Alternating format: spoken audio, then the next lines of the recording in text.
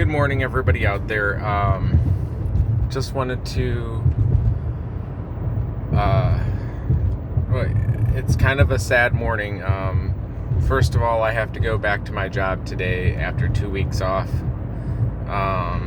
And more importantly, somebody very close to me, musically speaking, like somebody that I admire a lot, passed away yesterday. Emitt Rhodes was 70 years old. Emitt Rhodes, if you aren't familiar with him, well, you need to be. Back in the 60s, his family had moved to California. He was in a band called the Palace Guard, and then after that, the Merry-Go-Round, which was, the way I understand it, more than just a local band that kind of made it that had a good following. Anyway, he passed away at 70 years old. He only put out 4 studio albums post the Merry-Go-Round album. And then, like other various things that he put out, like singles and different things like that. But he put out 4 studio albums and then disappeared for like 42, 43 years, and then put out another album back out in 2016, which is actually a fantastic album. It features, actually, I forgot this, but it has Richard Thompson, John Bryant. It has like a bunch of different people on it. I don't know if I think Susanna Hoffs is on it from the Bengals. But a lot of really good musicians and artists that love Emitt. And it's just really sad because this guy, just spent a lot of years somewhat in hiding, just battled through a lot of different things, some bad marriages, a little bit of depression from the sounds of it. And boy, I tell you what, though,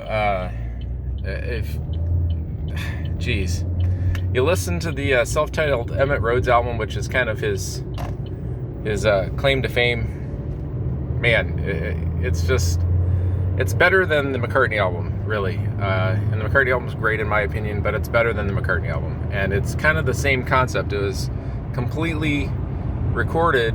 I think most of his albums really were recorded on his own, or the majority of recordings. You know what? Scratch that. I know for a fact that the Emitt Rhodes album is completely recorded by him, and good musicianship, good. He was a multi-instrumentalist, and just so many years just not doing music, but he, apparently he ran a studio, rented out studio time, and worked on other people's projects and that kind of thing, which is cool. That's great. I'm glad that he, I think he still loved music and everything. But yeah, just so many years not really putting out music, and he could have been. And, boy, if you listen to that last album, it's so, I used the word earlier, like, bittersweet. It's just, it's got a lot of vulnerability on it, and geez, just it's a very fitting last album, honestly. It's a really good album. It's a little more soft and low key as far as the music goes, but man, the songs are still strong, and I think that they're really good. It's more of an adult listen, not, what I mean by that, it's more of an adult contemporary kind of, okay, I've been through a lot of crap, and but here's some kind of, I don't know what the heck I'm trying to say. I've been sleeping in for 2 weeks, for crying out loud, and now I'm forced to deal with reality again. But nonetheless, folks, go check out Emitt Rhodes, because you know what? I think he would want us to celebrate his life and listen to his music, because the dude did a lot of really, really cool music, In fact, really, yeah, like the first Fairport Convention album, their debut album, which had Judy Dybel as their female singer.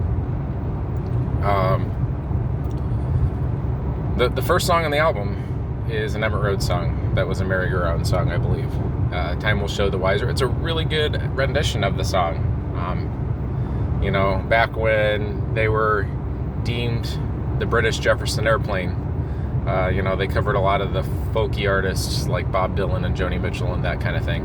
But anyways, I'm gonna get going here, and I just wanted to let everybody know that I'm sad about this.